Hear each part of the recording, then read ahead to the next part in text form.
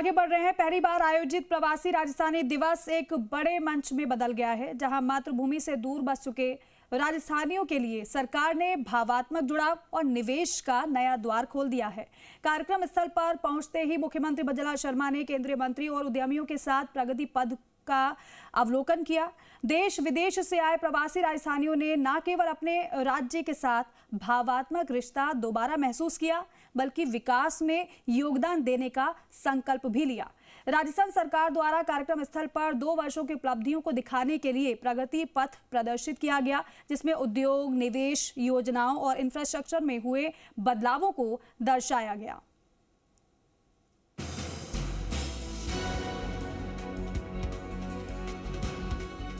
मातृभूमि से दूर बसे राजस्थानियों को पहली बार आयोजित हुए प्रवासी राजस्थानी दिवस ने फिर अपने घर से जोड़ा। कार्यक्रम की शुरुआत उद्योग मंत्री राज्यवर्धन सिंह राठौड़ ने इस संदेश के साथ की कि राजस्थान सिर्फ जन्मभूमि नहीं बल्कि घर है, जहां अपनापन और परंपरा हमेशा कायम रही है। उन्होंने दावा किया कि बिजनेस को आसान बनाने के लिए 37 इंडस्ट्रियल एरिया और 2000 प्लॉट विकसित किए गए हैं और यह निवेश के लिए सबसे उपयुक्त समय है। केंद्रीय वाणिज्य और उद्योग मंत्री पीयूष गोयल ने प्रवासी राजस्थानियों को प्रदेश का वैश्विक ब्रांड एम्बेसडर बनने का आह्वान किया। उन्होंने कहा कि दुनिया भर में करीब 1 करोड़ प्रवासी राजस्थानी हैं, जिनका यदि स्थानीय विकास में प्रत्यक्ष योगदान हो जाए तो राजस्थान भारत के शीर्ष विकासशील राज्यों में अव्वल स्थान पा सकता है। गोयल ने एमओयू के बड़े हिस्से के धरातल पर उतरने को सरकार की प्रतिबद्धता बताया। 1 करोड़ से अधिक प्रवासी राजस्थानी है पूरी दुनिया में,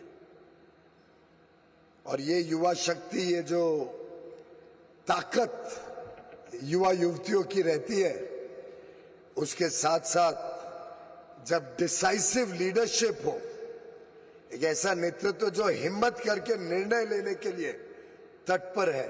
सिंगल विंडो क्लियरेंस को और मजबूत करने के लिए वन स्टॉप राजनिवेश 877 ऐसी हमने इंडस्ट्रीज घोषित करी जिनके लिए इन्वायरमेंटल एग्जम्पशन दे दिया गया। 45 पुराने कानून हमने समाप्त कर दिए। 100% ऑनलाइन अप्रूवल्स है। एमएसएमई की गारंटीड टाइमलाइन है। पूरे नॉर्थ इंडिया का सबसे बड़ा मार्केट है। जमीन की, लैंड की कोई कमी नहीं है। सरकार के अंदर इच्छा शक्ति की कोई कमी नहीं है। अगर कोई समय है राजस्थान के अंदर काम करने का, मैं अपने प्रवासी राजस्थान को आह्वान कर रहा हूं, यही समय है, सही समय है। राजस्थान सरकार केंद्र सरकार के साथ तेजी से आगे बढ़ रही है। वेदांता ग्रुप के चेयरमैन अनिल अग्रवाल ने राजस्थान को दिल दिया हुआ प्रदेश बताया और यहां 3 बड़े औद्योगिक project Hindustan zinc, Cairn energy और नंदघर पर काम जारी रहने की बात कही। उन्होंने घोषणा की कि ग्रुप यहां इंडस्ट्रियल पार्क स्थापित करेगा, जिसमें 200 उद्योग लग सकेंगे और जिंक, सिल्वर से लेकर एल्यूमिनियम व कॉपर बेस्ड यूनिट्स तक स्थापित की जा सकेंगी।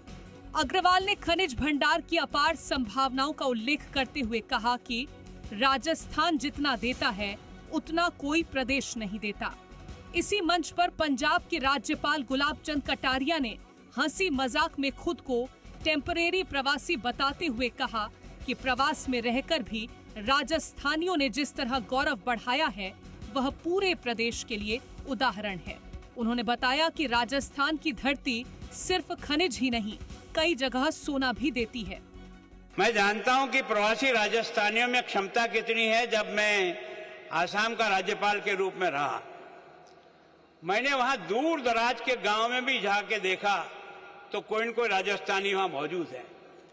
मैं सोचता हूं जहां जाने के रास्ते नहीं थे, जहां संपर्क करने का कोई आधार नहीं था, न परिवार से मिल सकते न कुछ पता कर सकते कि मैं कहां हूं, ऐसी जगह पर राजस्थानी ने जाकर के जो अपना वर्चस्व खड़ा किया है, ये बताता है कि राजस्थानी में अपने काम को करने का कितना दमखम है। मैं आया तो मैं सोचा मैं क्या कर सकता हूं।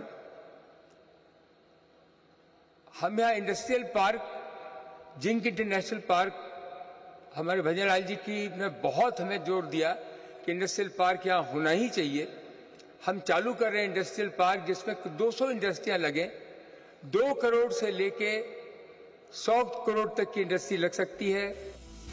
मुख्यमंत्री भजनलाल शर्मा ने प्रवासियों को आश्वस्त करते हुए कहा, आप यहाँ मेहमान नहीं, परिवार हैं।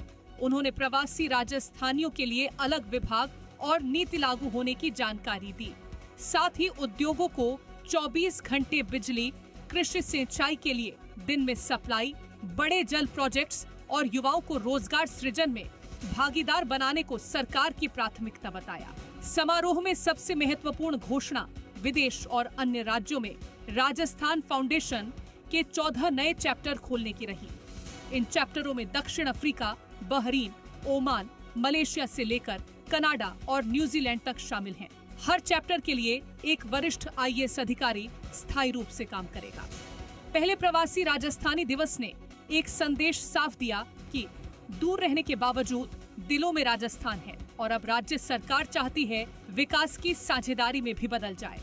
आपको ये जानकर प्रसन्नता होगी कि MSME के लिए CT और CTO की अनुमति प्राप्त करने का समय 120 दिन से घटाकर सिर्फ 21 दिन कर दिया गया है, जबकि 877 तरह के उद्योगों को वाइट कैटेगरी में डाल दिया गया है ताकि उन्हें कंसेंट लेने की आवश्यकता ना हो।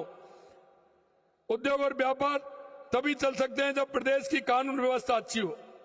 आपको मैं ये जानकारी देना चाहता हूं कि 2 साल के अंदर राजस्थान में हमारी सरकार के 2 वर्ष के कार्यकाल में कुल अपराधों में 20% की कमी दर्ज की गई है।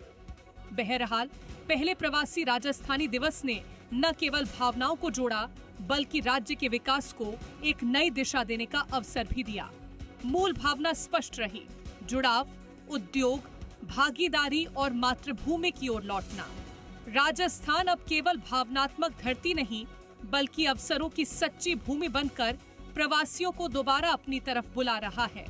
बाबूलाल ढायल, दामोदर प्रसाद के साथ दीपक गोयल, जी मीडिया, जयपुर।